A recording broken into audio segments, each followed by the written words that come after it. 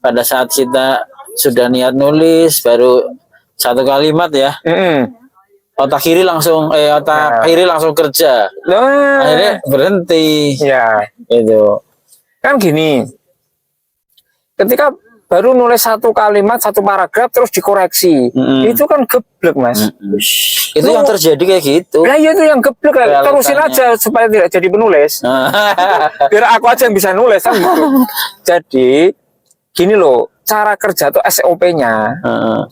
Tulis dulu secepat, sespontan dan sebanyak mungkin.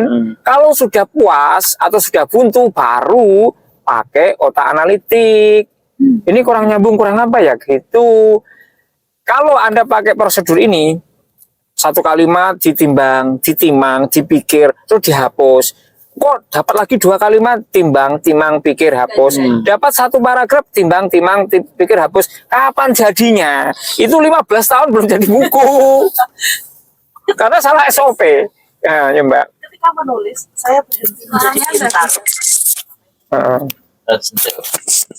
Apa iki, yuk. Ketika menulis, saya berhenti menjadi pintar dan mengizinkan diri saya melakukan kesalahan-kesalahan. Karena nanti ada waktunya saya memperbaiki kesalahan-kesalahan itu di tahap revisi. Nah, ini keren kata kunci tadi. Mengizinkan saya melakukan kesalahan. Itu kerja tak kreatif dan itu manusiawi. Loh, terus kamu kalau nggak mau salah, aku iki sopo? Belajar nulis baru. Baca buku sedikit. Pengen apik. Atau pengen apa? Berarti nggak fair. Maka benar kata seorang filsuf Yunani zaman itu, adillah sejak dalam pikiran. Oh, dalam pikiran nggak adil yo, nggak bisa nulis, Mas. Adil toh, gitu loh. Jadi nulis itu juga pakai prinsip keadilan. Seperti ditampol ini. Sebetulnya iya. Yang pura-pura cool ya. Kita nggak adilnya di situ. Ya nggak adil. Susah, gitu ya. Lah bu yo mikir toh. Lah bener udah ditampol ya. Aku udah ditampol kemarin-kemarin. Lah wong baca buku saubrit, nulis jarang, ya kan? Nulis jarang. Terus apa? Ini teori menulis baru dapat dikit. Lah terus kok langsung mau ape? Apakah kamu ponakane Gusti Allah? Sing isonan langsung. Laduni. Oh enggak adil dipiara. Tapi semalam saya ngobrol sama Coach Holis ya. Kalaupun misalnya kita jarang baca nih, terus kita juga jarang pelatihan, kursus kayak gini, terus apa yang harus dilakukan? Jawabnya beliau apa tuh? Apa kan semalam? Lupa saya. Lupa. Ilmu saya sekali pakai. Oh tiru-tiru. Ya dong ini rahasia ya. Mau disebarin buat Oke, langsung aja gini. Ketika Anda, pertanyaan itu juga pernah ditanyakan Coach Holis ke saya. Ketika aku kurang moco, aku kurang praktek nulis, tapi aku pengen nulis isora, ya iso. Tinggal apa yang ditulis itu fokusnya di situ. Kalau kamu minim referensi, minim bacaan, tulislah kisahmu sendiri. Mulai dari situ, Mas. Terus kisah yang gimana kok banyak kisah aku yang paling menyakitkan itu pasti brojol, Mas. Yang paling menyakitkan. Yes, mulai dari menyakitkan. Masuk lupa dasar NLP adalah orang tergerak oleh hal yang menyenangkan dan menakutkan. Nah, tapi yang paling menggerakkan menurut analisis saya dan pengalaman saya yang menakutkan dulu, Mas. Jadi ketika Yang jelas diingat. ya saya misalkan gini, pertanyaan saya ada dua pertanyaan. Mas, kenapa kamu seneng anjing? Bisa jawab, tapi pendek. Tapi ketika, Mas, kenapa sih kok takut anjing? Nah, itu gini, giginya gini, gini. Betul nggak? Kenapa takut miskin? Oh, jawabnya panjang. Tapi kenapa kok seneng kaya? Ya enak sih bisa jalan-jalan itu doang. Karena untuk menggerakkan pikiran bawah sadar manusia itu lewat yang menyakitkan. Nah ini makin sakit makin tergerak ya. Yes, betul. Gimana kalau aku sakitin duluan? Saya biasa Kalau nggak sakit sini tak kayaknya sakit. saya harus dihina dulu loh ya. Biar saya bangun ini. Iya. Nah terus ini ya apa? Ini yang mendengarkan ya jadi untung dia nggak ikut kelas malah untuk itu pakai. Aku cerita saya ringan-ringan lah. Kenaan nanti. Ngamal kok. Oh enggak. Jadi bersyukurlah untuk kalian yang memang sudah terluka dan tersakiti. Karena kelak ketika sudah sukses dan menginspirasi, tidak perlu nyari-nyari bahan untuk supaya pernah tersakiti, karena kesakitan kalian sudah otentik dan orisinil. Oke, kita bahas bukan teori menulisnya, tapi gini, efek dari menulis, Mas. Jadi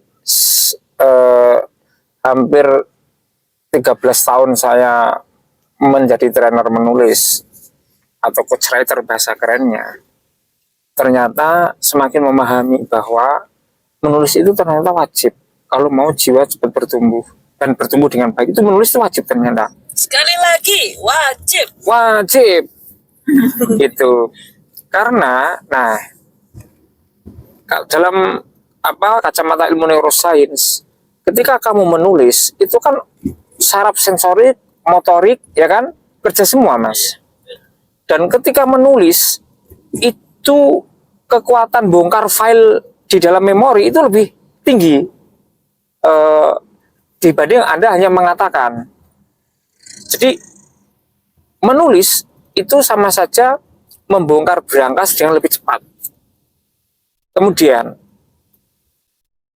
menulis itu kalau yang ditulis tepat, maka bisa menjadi penyembuhan, jalan penyembuhan.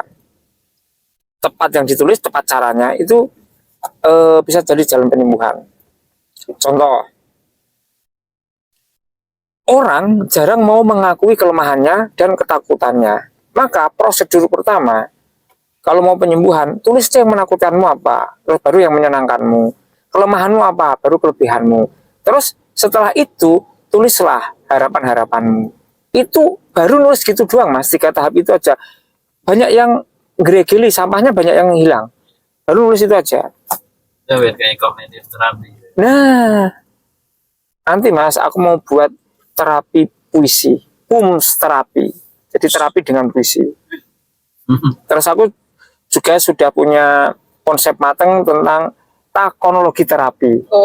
Terapi dengan pertanyaan. Tiru Milton Erickson, tapi ala Lutfi. Lutfi Erickson. Kita tunggu. Dan yang sudah aku lakukan tadi malam adalah painting terapi. Mas Beta menyaksikan sendiri kan, ketika aku menjelaskan lukisan itu malah do nangis kabeh. Yang saya lukisin nangis, anak-anaknya ikut nangis. Ya saya juga nangis. Iya, terharu, cuman kan malu kena air mata ya. Iya. Melu nangis wagu ya kan. Melu nangis wagu toh. Enggak gagah tuh ya. Mengurangi keren. Baik, sahabat belajar beta terapi. Ya, alhamdulillah kali ini dapat ilmu banyak bersama Coach Lutfi, bersama Bu Nurinda dan Coach Holis. Oke, baik teman-teman, ikuti terus ya videonya, pantengin terus ya.